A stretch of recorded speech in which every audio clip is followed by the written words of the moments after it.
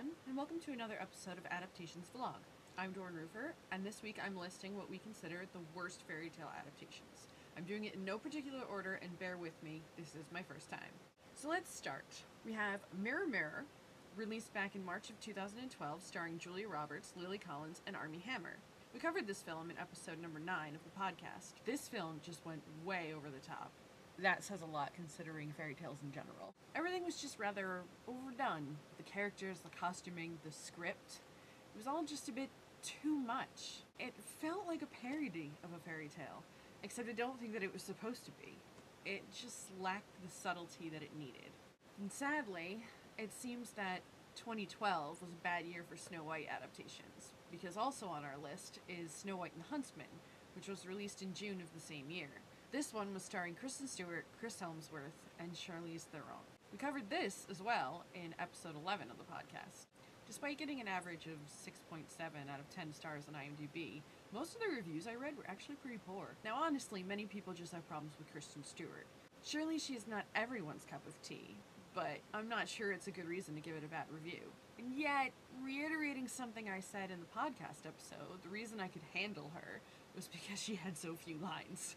At the same time, something seemed really off with, the accent choice for a lot of the characters. Now, of course, Chris Hemsworth being Australian and Sam Claflin being British, they had an easier time, but the rest of them, it was just a little off-putting. The problem is that it seemed like they spent all of their time on the beautiful visuals and everything else just fell apart. They were like, oh, everybody knows the Snow White story, so let's just slap it in with a few changes just to mix it up. But it really was just far too long. So much of it was just forgettable. I give props to the fact that they broke away from the Disney style by letting Snow White fight, although I don't know where she got her training, and not letting some magical kiss from a prince rise her from her death-like sleep. And I have to ask, why waste the talent that I know Sam Claflin has on a non-character like William? Was he necessary at all? So in the end, and with some distance from this movie, I would say the movie was alright, but really just that, alright.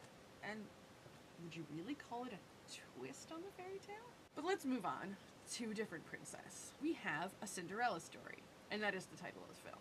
Not to be confused with another Cinderella story, which actually wasn't that bad. A Cinderella Story was released way back, reaching back now, in July of 2004.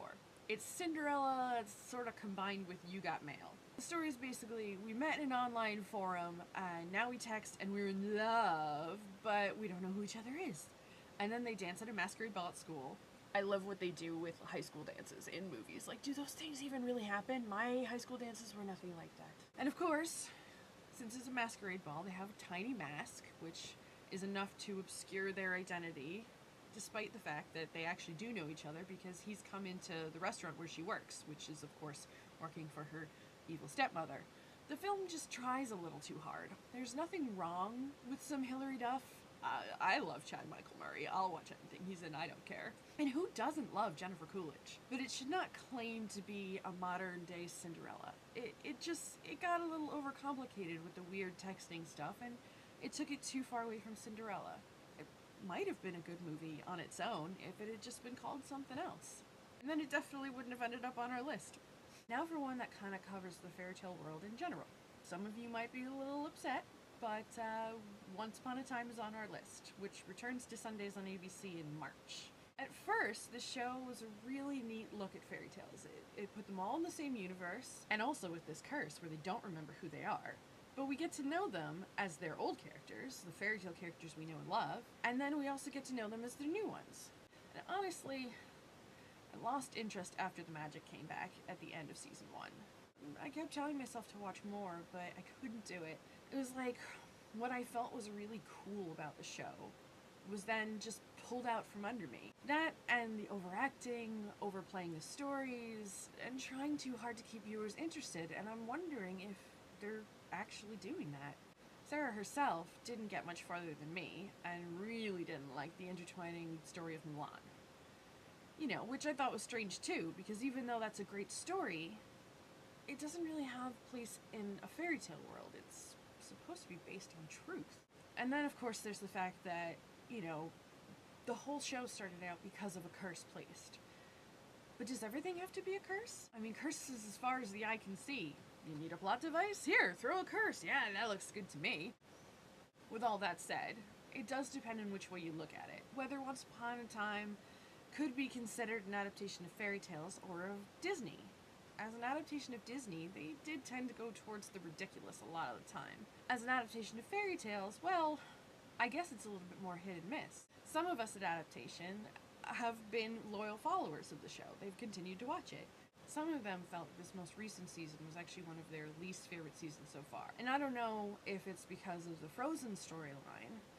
I know I'm not a fan of that, but I've been told the details that they added with the Snow Queen actually helped to better relate to the original Snow Queen tale more than the animated Disney movie Frozen ever did. What with the enchanted mirror, the title character being evil and all, so it is a storyline that is better adapted of the fairy tale than Disney was. I'd actually rank Once Upon a Time in Wonderland way above the original Once Upon a Time in bad adaptations. Partially for the weird interwoven Agrabah plot, but also just that it failed to do what Once Upon a Time did, at least at first. I would have to say that many people out there must have agreed because it didn't make it past its initial season. That's it for our list of worst adaptations of fairy tales. What'd you think? If you feel like we've been misled at all, please leave us a comment, or share your agreement, or let us know if there's something we totally missed. If you enjoyed this, like our video and share it with your friends. And of course, stay tuned for next week's episode. Same bat time, same bat channel. This is Dorin, signing off.